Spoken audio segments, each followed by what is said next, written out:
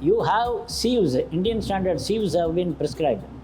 There is a 25 mm sieve. 25 mm sieve means it's a dimension. Each sieve will have an opening of 25 mm by 25 mm.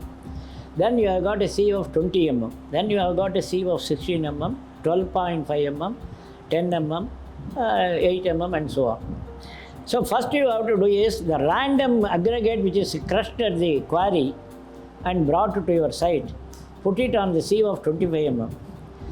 The 100%, the entire amount of aggregate that you put on the sieve should have to easily pass through, or at least 99.5% of the aggregate should pass through. Only 0.5% of the aggregate can be retained in the 25 mm aggregate. The next is you put it on the 20 mm.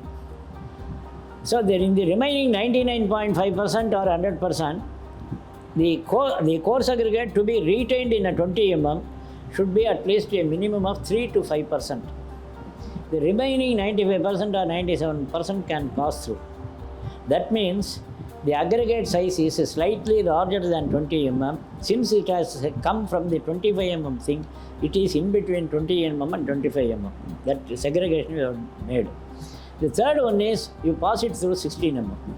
When you pass it through 16 mm, in the remaining 93% or 95%, nearly about 45% should have to be retained on the 16 mm and only the remaining should pass through. That means now the aggregate that you have collected, segregated is between 16 mm to 25 mm, and the total percentage, if you cumulative percentage of all these things, if you add it, it will be roughly around 63 to 65%. This actually ensures that it has got an optimal surface area for the binder. That is number one. And also it is an optimal surface area for the water to be used. These two things are satisfied.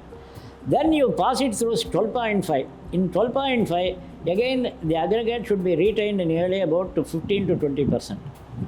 Now if you look at the whole gradation, your gradation, predominant gradation are from 12.5 to 20 mm, nearly about 80 to 85%.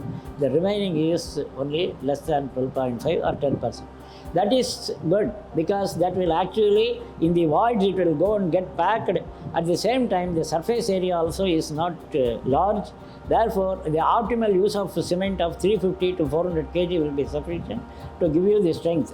Apart from that, since the surface area is less, you are actually having the water requirement also is less.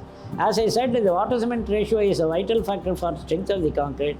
You can use 155 to 170 liters per cubic meter of concrete, you can make it.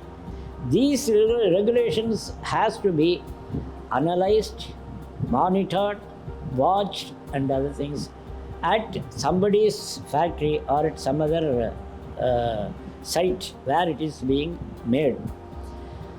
That requires the permission of the manufacturer. Even if you get the permission of the manufacturer to come and see, you have to have a team of persons who are having enough knowledge and enough credibility and also capability to look into these aspects and find that no mistakes are taken.